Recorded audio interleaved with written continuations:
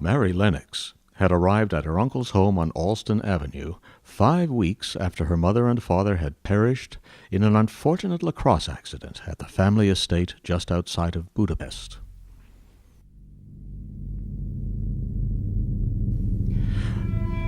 Mary's uncle, Plymouth, Maine, had nothing on his walls but a deer head his great-grandfather, General Dickinson, had caught on a hunting expedition 93 years prior on the banks of the Danube. Mary admired the dead thing hanging on her uncle's wall. Plymouth encouraged young Mary's education enthusiastically, but was often unknowingly unsuccessful.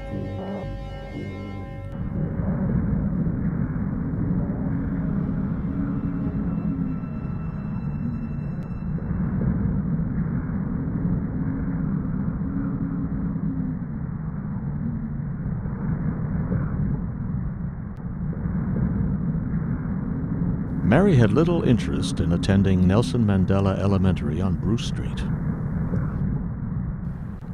She did, however, hold a keen interest in music boxes.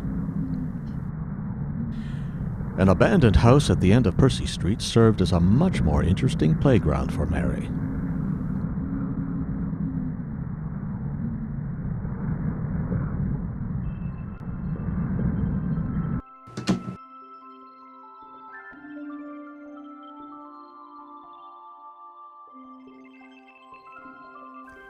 The activities and toys of 6 Percy Street were unlike any Mary had ever encountered.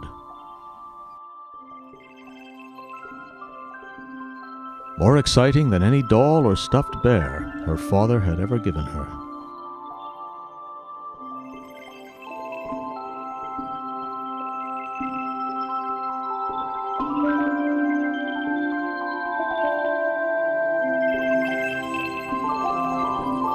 The house held a much more amusing accessory.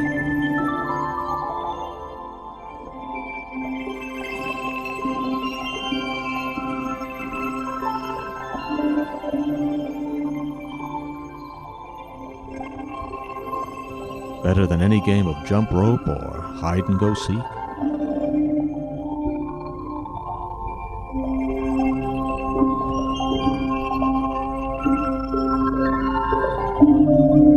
Much better, to be sure, than anything Nelson Mandela had offered her in the past.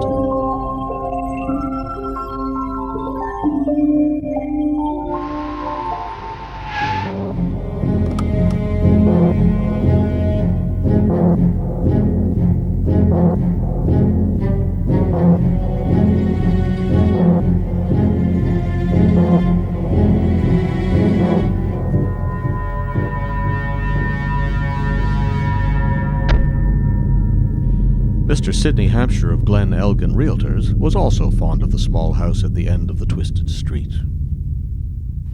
He had never seen such a disaster, with so much appeal.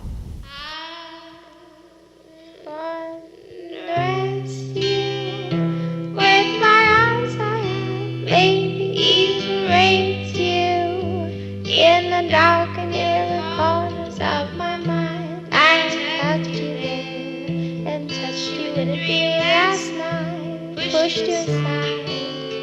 When you entered my thoughts at the wrong time, I sat down upon your lap and saddled my thighs around your hips like ropes. I rode you on the chair and in the shower, and all the while I clung heavily to your back.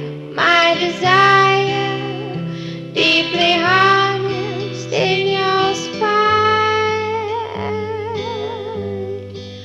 I squeezed you like a tree trunk.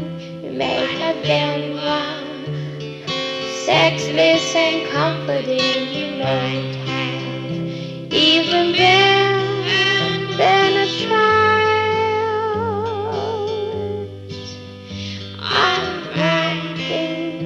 Recklessly through a thick and humid jungle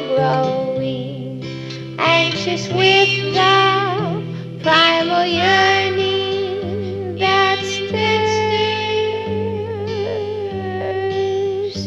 deeply pulsing up toward the surface like sound, rising or honey or tar.